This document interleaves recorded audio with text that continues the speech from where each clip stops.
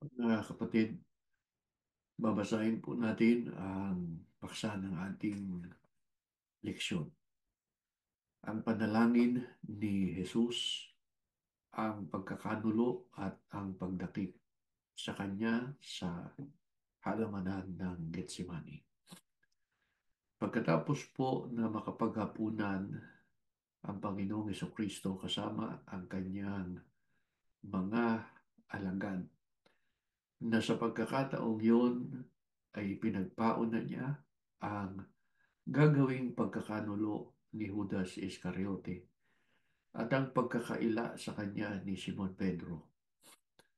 Umalis siya kasama ang kanyang mga alagad at nagpunta, pumaroon sa bundok ng Ulipo. Pagkatawid ng batis ng Sidron ay pumasok sila sa isang halamanan na tinatawag na Getsemani. Alam ni Judas Iscariote ang lugar na yon sapagkat doon madalas nakikipagtipon ang Panginoong Kristo sa kanyang mga alagad. Dumako na tayo sa unang bilang. Ano ang sinabi ni Jesus sa kanyang mga alagad pagdating nila sa halamanan ng Getsemani? Sabi ng Panginoon, magsiupo kayo rito samantalang ako'y pumaparoon doon at manalangin. Kanyang isinama si Apostol Pedro at ang dalawang anak ni Zebedeo, sina Santiago at Juan. At nagpasimula siyang namanglaw at nang lumong totoo sa kasunod na bilang. Anong sinabi ni Jesus kina Simon Pedro, Santiago at Juan sa pagkakataong yaon? Ang sabi ng Panginoon, namamanglaw na lubha ang kaluluwa ko hanggang sa kamatayan. Mangatira kayo rito at makipagpuyat sa akin. Sa ikatlong bilang, anong ginawa ni Jesus pagkasabi niya ng mga salitang ito? Basahin natin ang sagot. Lumakad siya sa dako paroon at siya'y nagpatira pa, nanalangin na nagsasabi, Ama ko, kumbaga maaari, lumampas sa akin ang sarong ito. Gayunmay huwag ang ayon sa ibig ko, kundi ang ayon sa ibig mo. Sa kasunod po na bilang, ano ang kanyang ginawa pagkatapos niyang manalangin? Ang sagot, lumapit siya sa mga alagad at sila'y kanyang naratnang natutulog. At sinabi kay Pedro, ano, hindi kayo maaaring mga kipagpuyat sa akin ng isang oras? Kayo'y magpuyat, magsipanalangin upang huwag kayong magsipasok sa tukso. Ang espiritu sa katotohanan ay may ibig, datapot mahina ang laman. Nais ng Panginoong Kristo na makipagpuyat sa Kanya ang Kanyang mga alagad kahit isang oras man lamang. Malalaman po natin sa bandang hulihan ng leksyon kung bakit. Idinagdag niya ang isang napakahalagang tagubilin. Kayo'y magpuyat o magbantay, magsipanalangin upang huwag kayong magsipasok sa tukso. Kahit mahina ang laman o ang tao, subalit kung siya'y nagbabantay, nananalangin, hindi siya mahuhulog sa tukso. Sa kasunod na bilang, ano ang kanyang ginawa pagkatapos niyang masabi ang mga salitang ito? Ang sagot, umalis siya bilang ikalawa at nanalangin na nagsasabi, Ama ko, kung di mangyayaring makalampas ito, kundi ko inamin, mangyari nawa ang iyong kalooban. Sa ika-6 na bilang, nang siya'y bumalik, ano ang nasumpungan niyang ginagawa ng mga alagad? At ano ang ginawa niya sa ikatlong pagkakataon? Ang sagot, naratnan silang nangatutulog sapagkat nangabibigatan ang kanilang mga mata. At muli niya silang iniwan at umalis at nanalangin bilang ikatlo. At sinabing muli ang gayon ding mga salita. Sa kasunod na bilang, nang magbalik na naman siya sa kanyang mga alagad, ano ang kanyang sinabi sa kanila? Basahin natin ang sagot, natutulog pa ba kayo at nagpapahinga? Dumating na ang oras na ang anak ng tao ay ipagkakanulo sa mga makasalanan. Bangon, halina kayo, narito na ang nagkakanulo sa akin. Ito ang dahilan kaya nais ng Panginoon na makipagpuyat sa Kanya ang mga alagad kahit isang oras man lamang. Sapagkat batid niya na darating ang oras na darating ang magkakanulo sa Kanya at ibibigay siya sa mga makasalanan. At iyon nga ang nangyari. Samantalang nagsasalita pa siya, narito dumating si Judas. Kasama niya ang lubang maraming taong may mga tabak at mga panghampas mula sa mga pangulong saserdote at sa matatanda sa bayan. Sa kasunod na bilang, kapatid, ano ang hudya na ibinigay ni Judas sa mga dadakip sa Panginoon? Ang sagot, sinabi niya sa kanila, ang aking hagkan ay yaon nga, hulihin niyo siya. Sa ikasyam na bilang, ano ang kaagad ay ginawa ni Judas nang lapitan niya si Jesus? Ang sagot, binati niya siya, magandang gabi po guro, saka inalikan. Sa pangyayaring ito ay makikita natin kung gaano kasama si Judas Iscariote. Nagawa pa niya na batiin at tawaging guro ang Panginoong Kristo. Gayong ang talagang layunin niya sa pagkakataong yaon ay ipagkanulo ang Panginoon at ibigay sa mga kamay ng mga kaaway. Sa kasunod na bilang, mga kapatid, ano ang sinabi ng Panginoon kay Judas matapos siyang nagkanito?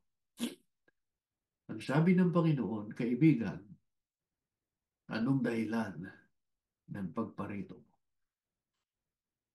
Ang ibig bang sabihin dito ay hindi alam ng Panginoon ang dahilan ng pagparoon sa kanya ni Judas kasama ang maraming mga taong may tabak at panghampas? Ang sagot ay alam na ng Panginoon. Pero nais niya na ipahayag ni Judas ang tunay na hangarin niya sa pagparoon sa kanya. Nang makita ng mga alagad ang nangyari ay kanilang sinabi, Panginoon, magsisipanaga baga kami ng tabak. Basahin natin ang kasunod na bilang. Ano ang dali-daling ginawa ni Simon Pedro, subalit ano ang sinabi sa kanya ni Jesus? Ang sagot, nagbunot siya ng tabak at sinugatan ng alipin ng dakilang saserdote at tinagpas ang kanyang kanang tainga. Ang pangalan ng alipin yaon ay Malco. Sinabi nga ni Jesus sa kanya, isalong mo ang iyong tabak, ang sarong sa akin ay ibinigay ng Ama, ay hindi ko ba iinuman? Hinipo ni Jesus ang tainga ng alipin at ito'y pinagaling. Ginawa iyon ni Simon Pedro upang ipagsanggalang ang Panginoon. Subalit hindi niya nauunawaan na kalooban ng Ama na inumin ng Panginoong Kristo ang sarong ng paghihirap na mula sa pagkakataong iyon ay mararanasan niya. Sa ika-12 bilang, sa oras na iyon, anong sinabi ni Jesus sa mga karamihan na naparoon sa kanya? Ang sagot, kayo bagay nagagsilabas na waring laban sa isang tulisan na may mga tabak at mga panghampas upang dakpin ako. Araw-araw ay nauupo ako sa templo na nagtuturo at hindi ninyo ako dinakip. Datapot nangyari ang lahat ng ito upang matupad ang mga kasulatan ng mga propeta. Sa kasunod na bilang, anong ginawa ng pulutong kasama ng kanilang kapitan ng mga punong kawal ng mga Hudyo sa ating Panginoong Hesus? Ang sagot, dinakip at ginapos siya at dinala sa Pangulong Saserdote.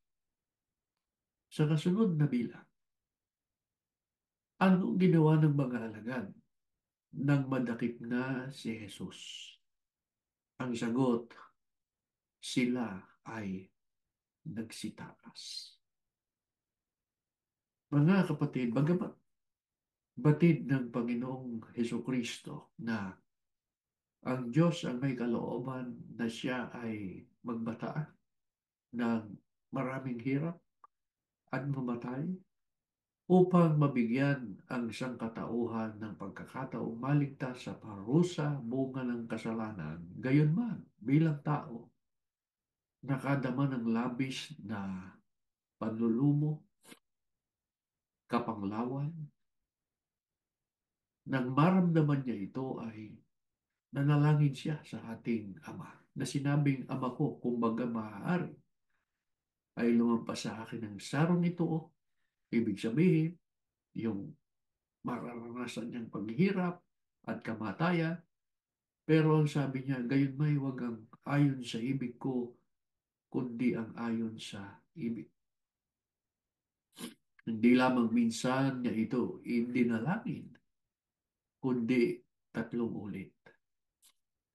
Inihayag ng Panginoong Jesucristo ang hangarin niyang makasunod sa kalooban ng Diyos, bagamat batid niyang magbubo ngayon ng labis niyang paghihirap at kamatayan. Lubos niyang naunawaan na ang kanyang kamatayan o ang paghahandog ng kanyang buhay ang kahayagan ng malaking pag-ibig ng Diyos sa sangkatauhan. Isa ito sa mga katangian ng Panginoong Hesus na dapat taglayin natin. Batay sa pagtuturo ni Apostol Pablo na nakasulat sa Pilipos na nagsasabing magkaroon kayo sa inyo ng pag-iisip na ito'y na kay Kristo Jesus din naman, palibasa, nasumpungan sa anyong tao siya'y nagpakababa sa kanyang sarili na nagmasunurin hanggang sa kamatayan, oo, sa kamatayan sa krus. Kung ang ating Panginoong Kristo na natiling matatag sa harap ng mga mabibigat na pagsubok at patuloy na naglagak ng pag-asa, pagtitiwala sa Diyos sa pamamagitan ng mga pananalangin, dapat ganun din tayo. Yamang tayo ay bahagi ng kanyang katawan o kaanib sa tunay na iglesia. Anumang pagsubok ang ating maranasan, lagi tayong manalangin. Magpakababa sa ilalim ng kapangyarihan ng kamay ng Diyos sapagkat tayo po ay tiyak na ipagmamalasakit. May pangako siya na sa Kanya tayong itataas sa kapanahonan. Mga kapatid, ang susunod nating pag-aaralan ay ang paglilitis na ginawa sa Panginoong Kristo ng mga pangulo sa Santote, ng Sanhedrin, Konsilyo, ni Pilato, gobernador at ni Herodes na hari. Bago tayo manalangin, ay balikan natin muli ang paksa at basahin natin. ang pananalangin ni Jesus, pagkakanulo at ang pagtakip sa kanya sa halamanan ng Getsemani. Tumayo po kayo, tayo mananalangin. Panginoon namin Diyos, lubhang banal at makapangyarihan sa lahat. Tanggapin mo po ang tao sa puso naming pagpapasalamat sapagkat walang sawa na itinuturo mo sa amin ang iyong mga kalooban. Ama, pakibasbasan kami na maging mga tagasunod, hindi lang tagapakinig ng iyong mga kalooban, kundi sa patuloy naming pamumuhay, maingatan namin, higit sa lahat, patuloy naming masunod ang lahat ng iyong mga aral upang sa pagdating ng panahon, makatiyak kami ng kaligtasan. Maawa ka sa aming mga kapatid saan man sila naroroon. Higit mong pagpalain ang mga magulang na lagi nakakapiling namin.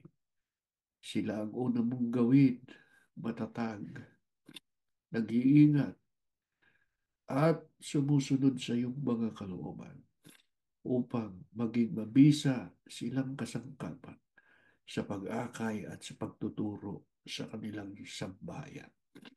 Gamitin mo po na mabisang kasangkapan ng mga pagsamba upang kaming lahat mula sa mga magulang hanggang sa mga anak magabayan sa aming paglilingkod sa iyo. Tumitiwala kami, dininig mong aming dalangin. Ikaw na po magbabasbas ng pangangailangan ng aming mga kapatid. Sa ngalan ni Jesus na aming